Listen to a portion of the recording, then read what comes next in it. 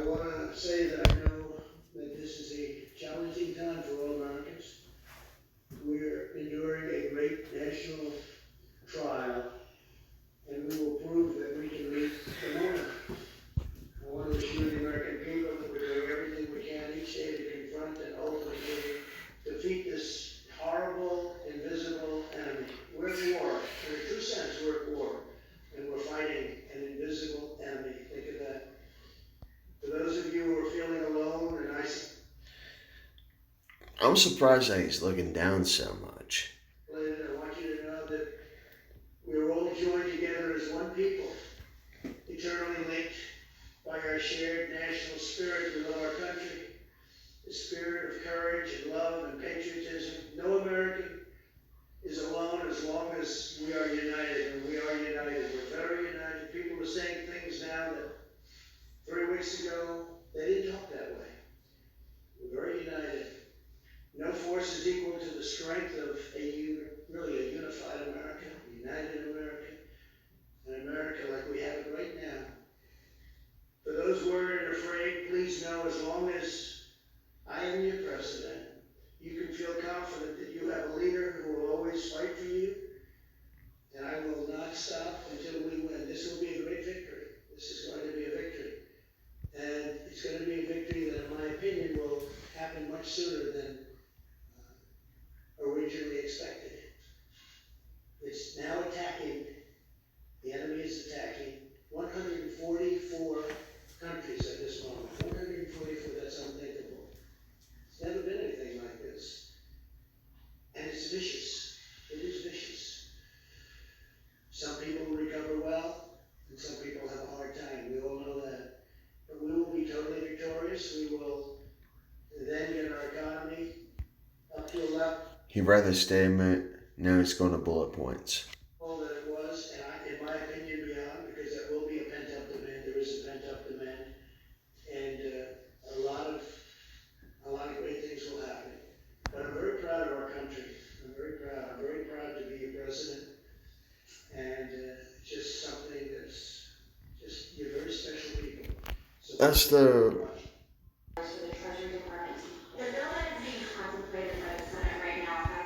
Correct me if I'm wrong, but I think I just captured something. A retraction by Bloomberg. Fund that is hundreds of billions of dollars for the Treasury Department to use to bail out states and localities, as well as specific industries such as cruises and hotels. Will you commit publicly that none of that taxpayer money will go towards your own personal every time I do it, like for instance, I committed publicly that I wouldn't take the $450,000 salary. It's a lot of money, whether you're rich or not, it's a lot of money. And I did it, nobody cared. Nobody said thank you. Nobody said thank you very much. Now, I didn't commit legally, I just said, I don't want it. I don't want my salary. I work for zero. I don't want my salary. Nobody said, oh, thank you very much. But I guarantee you, if I ever took it, you would go out after me, you in particular would go out after me like crazy. So I have no idea what they're talking about with regard to the war elements. Everything's changing, just so you know, it's okay. And see, Trump watches my videos because that's exactly what I wanted to do when I got out of the army. You know, was freaking give back. I want to earn a paycheck and, you know, my inheritance, you know, I wanted to freaking distribute with others, you know, to help things out. You know, unfortunately, the system is a little bit jacked. But, and we don't need a stimulus package and the amount of money. We need a stimulus package and the amount of education and forgiveness of debt for those in the healthcare field, and create incentives for people to join the healthcare field, just like I received an incentive of $25,000 when I enlisted as an infantryman. You know, in the time of war. It took me 3 times to get in. You know, I had waivers after waivers. And then in the 3rd time, they fucking, you know, got a waiver and they gave me a fucking, you know, money over time. Why not implement the same strategy? That makes the most sense. But I have no idea. But every time I committed to something, I committed to do it. Look, I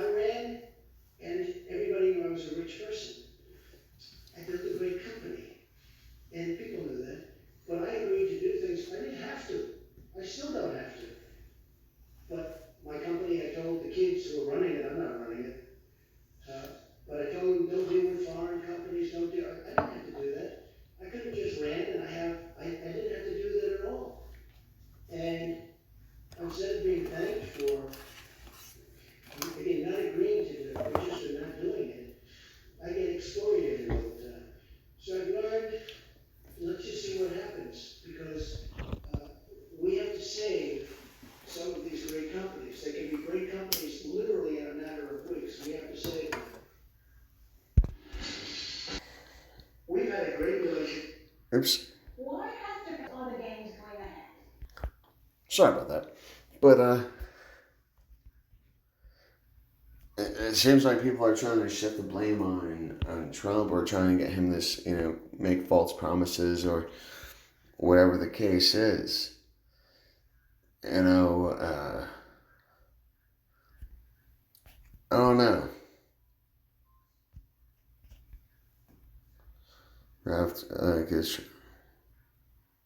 Here, hold on.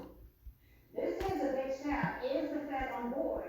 Well, this is a very important question. Of course, the Federal Reserve has so readily and quickly embraced and actually reinstituted many lending programs to provide liquidity for financial markets by bringing back tools from the 2008 crisis. So what we can see so far is what's interesting here. We've had so much opposition between the White House and the Fed, but now we have Stephen Mnuchin, the Treasury Secretary, a key part of this part of Mitch McConnell's bill, it appears.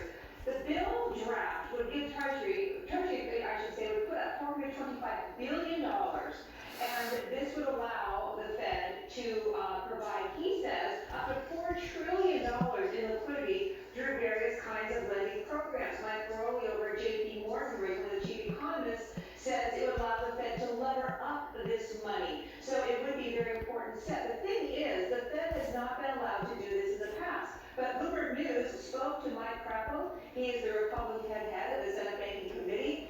Their story reports that he's saying this would definitely expand the Fed's authority to lend to state and local governments. It's hard to concede the Democrats are not on board with this part of the stimulus package. Yes, as Stephen said, they don't want corporate bailout. They want more money to workers, to hospitals. They want assistance on student debt.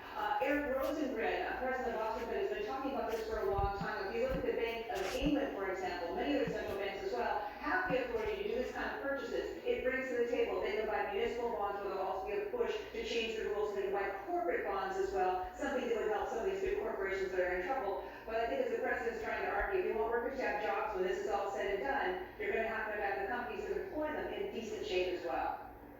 And Kathleen, it seems like the Fed seems as eager as the White House to add stimulus as well. So is it enough, do you think, to avoid the recession fears? Well, to continue to answer the question you want first, Pasolini says, is the Fed on board? Jim Bullard, speaking to Bloomberg News, or Steve Matthews, in fact, said just today, everything is on the table for more lending. He does think that unemployment could go to 30% in the second quarter.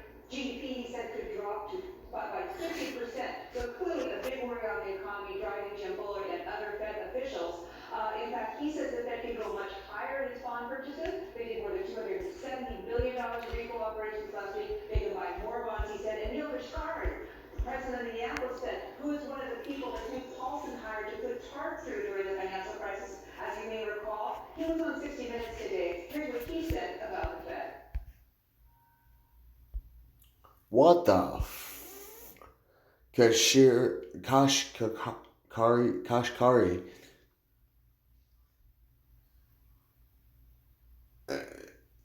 There's only debt because of people. We're moving much faster than we moved in 2008. We're being more aggressive. Is there more we can do? Yes. Is there more we may end up doing? Yes. But I think we're being very aggressive. There is no end to our ability to do that.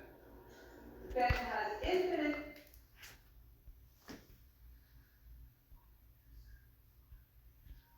Is this guy Xerxes? Very aggressive. There is no end to our ability to do that. The Fed has infinite cash. That's what Neil Kashkari says. Again, there seems to be such a cohesive effort now, Hasnina and Iran, for the Fed to get on board. Treasury's working with the Fed, Congress. It does seem that. I haven't read this. I'm just kind of looking up some stuff. But,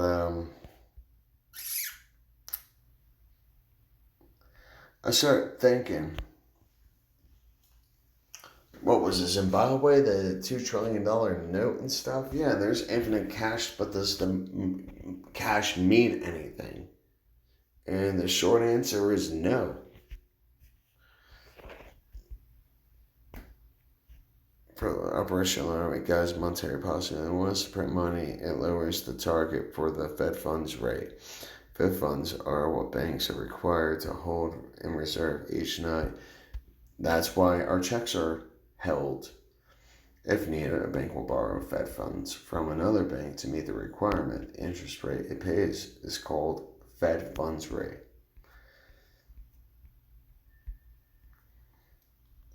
A bank would like to lend every dollar it doesn't have, to hold in reserve. So as soon as the FOMC, Federal Open Market Committee, lowers the Fed funds rate target, banks comply, then reduce all other interest rates. That makes capital more affordable, so businesses and investors are more likely to borrow. In return, and this is talking about the fucking money exchangers, in return of the investment is expected to be higher. If the return of the investment is expected to be higher than the interest rate, the investment will look like a good idea. In this way, high liquidity spurs economic growth. That's just adding money to the money supply. The Fed's other tool is open market operations. The Fed buys treasuries and other securities from banks and replaces them with credit. All central banks have a unique ability to create credit out of thin air. That's just like printing money.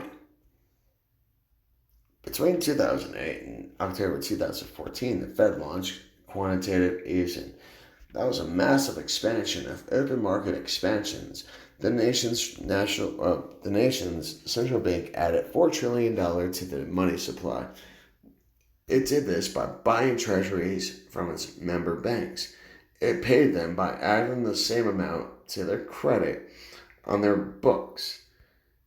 It had the same impact on the economy as printing $4 billion in $100 bills and mailing them to banks to lend. Why not just give us that money? The Fed can unprint money too. I think this is deflation, or if overdone, expensive monetary policies can create. This is inflation. I'm sorry. As cheap capital chases fewer and fewer solid ventures, the prices of those assets increase. That's true whether the investment in real estate, gold, barrels of oil, or high-tech companies. So property, gold, that's just, it just has value regardless because of its rarity. Barrels of oil, we know that freaking they can create a crisis out of thin air. What was that, like the 70s or something like that? Or high-tech companies. And when we all saw the dot-com crisis, in 2000, or whatever it was, around the 2000s. So,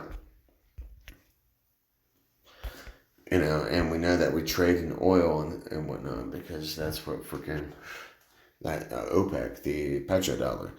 The most commonly used measure of inflation, the Consumer Price Index, doesn't record all of these prices increase. It captures oil prices, but not gold or stock prices. It measures housings, but uses a statistic that measures rental rates, not houses for sale. That's what. So you see, right there, read between the fucking lines. They see it at the part of the reason why I'm going through such shitty properties in here is because the property itself is flat, but then they rate each property at its rented value, and so it becomes freaking money, and that's why these places go bankrupt, and freaking they pass things on to their fucking family member. They're exploiting the process.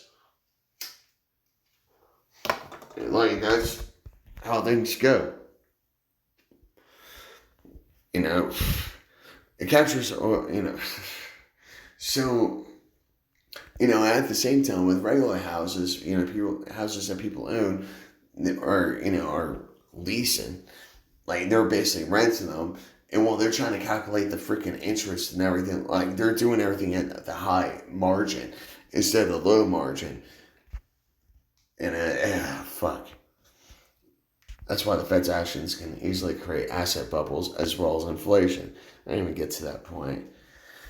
People worry about the Fed printing money because they don't understand that the Fed can unprint it just as quickly. It uses contradictory monetary policy. It uses contradictory monetary policy to dry up liquidity. It has the same effect as taking money out of circulation. To reduce the amount of capital in the money supply, the Fed raises the funds rate. When that happens, banks have less money to lend. They got to pay each other more to keep funds in the overnight account to fulfill the Fed's reserve requirement. Raising the Fed funds rate causes all interest rates to increase. That makes it more expensive to borrow for business expansion, automobiles, and homes. It slows economic growth, drying up the demand that drives inflation. The Fed can reserve the effects of quantitative. The Fed can also reverse the effects of quantitative easing. It does this by selling treasuries and mortgage-backed securities to its banks. People worry that the banks won't buy these securities, but they have no choice. The Fed removes dollars from the bank's balance sheets and replaces them with these securities. What happens to those dollars? They vanish. In other words, they go back into thin air where the Fed got them in the first place.